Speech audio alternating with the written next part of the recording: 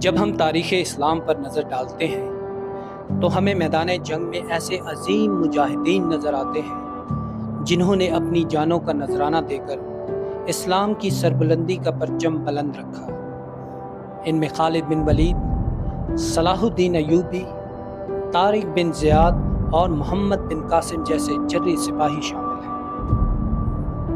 لیکن سوال یہ ہے، کیا مسلمانوں کی فتوحات صرف تلوار، تیر اور نیزے کی مرہون منت تھی؟ کیا کوئی ایسا خفیہ ہتھیار تھا جس نے انہیں ناقابل شکست بنا دیا؟ کیا وہ صرف جسمانی طاقت سے لڑتے تھے یا کوئی اور راز تھا جو ان کی روحوں میں روشنی بن کر چمکتا تھا؟ آج کی اس ڈاکومنٹری میں ہم جانیں گے کہ مسلمانوں کا اصل خفیہ ہتھیار کیا تھا، وہ ہتھیار جس نے دنیا کی سب سے بڑی سلطنتوں کو جھکنے پر مجبور کر دیا۔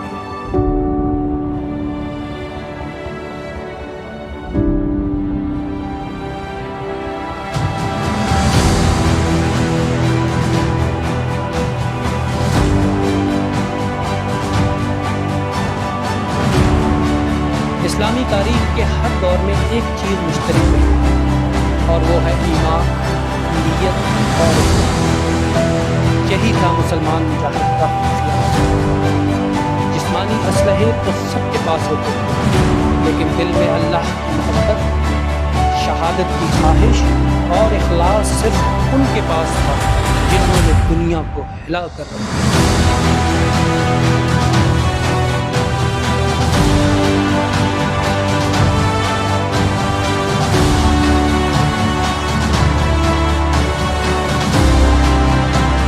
حضرت خالد بن ولید رضی اللہ تعالیٰ عنہ، جنہیں رسول اللہ صلی اللہ علیہ وآلہ وسلم نے سیف اللہ یعنی اللہ کی تلوار کہا، انہوں نے 100 سے زائد جنگیں لڑی لیکن کبھی شکست نہ پائی۔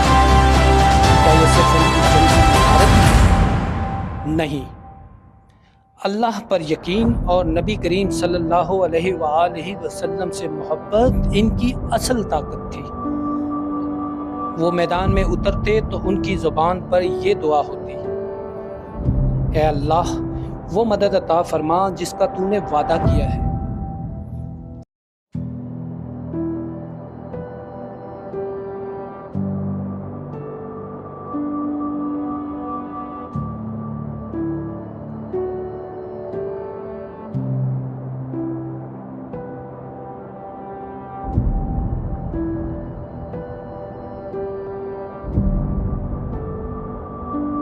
صلاح الدین ایوبی وہ مرد مجاہد جس نے صلیبیوں کو شکست دی اور بیت المقدس کو آزاد کروایا۔ اس کی فوج میں صرف جسمانی تربیت نہیں تھی، بلکہ ہر سپاہی کو رات کے آخری پہر میں نماز تہجد پڑھنے کی تلقین کی جاتی تھی۔ قیام اللیل ان کا خفیہ ہتھیار تھا۔ دشمن حیران ہوتے کہ یہ لوگ سوتے کب ہیں، دن میں لڑائی، رات میں عبادت۔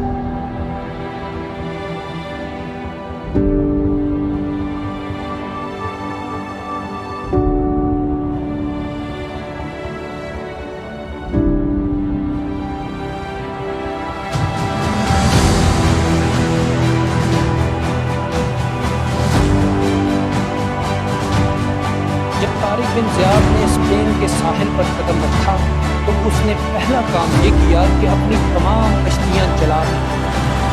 کیوں؟ تاکہ فوج کو واپسی کا خیال ہو۔ یہ تھا ایمان، واپسی کا کوئی راستہ نہیں، یا فتح یا شہادت۔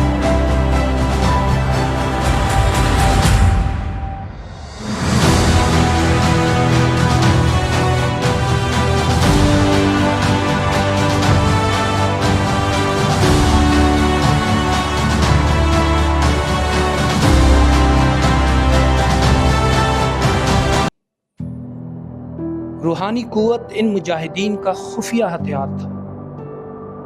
قرآن کی تلاوت، دعا، نماز، صبر اور اللہ پر بھروسہ۔ ان کی تلواریں صرف ہاتھوں میں نہیں تھیں بلکہ دل ایمان سے لبریز تھا۔ زبان پر ذکر الہی اور آنکھوں میں شہادت کی چمک تھی۔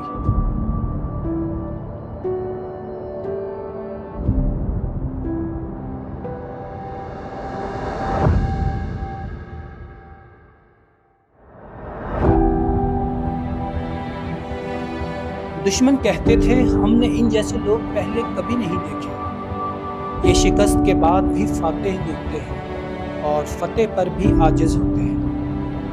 یہی تھا وہ ہتھیار جو نہ بکتا تھا نہ ٹوٹتا تھا، وہ تھا توحید پر یقین اور اخلاص کی طاقت۔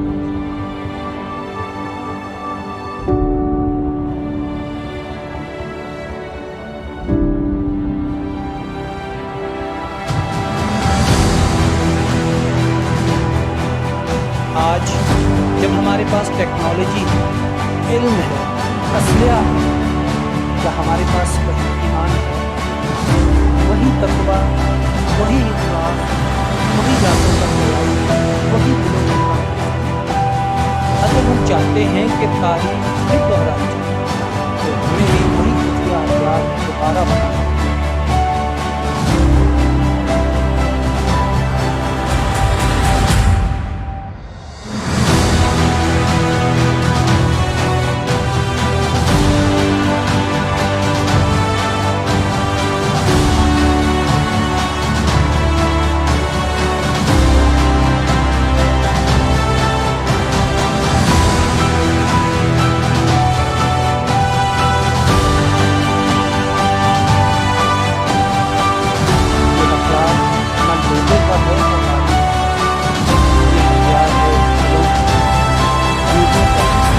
اللہ پر بھروسے کا، اور یہی تھا مسلمانوں کا اصل ہتھیار جو انہیں ناقابل شکست بناتا تھا۔ اگر تم چاہتے ہو کہ تم بھی اسی قافلے کا حصہ بنو تو پہلا قدم ہے اپنے دل کو پاک کرو، نیت کو خالص کرو اور اللہ پر یقین رکھو۔ یہی ہے مسلمانوں کا خفیہ ہتھیار۔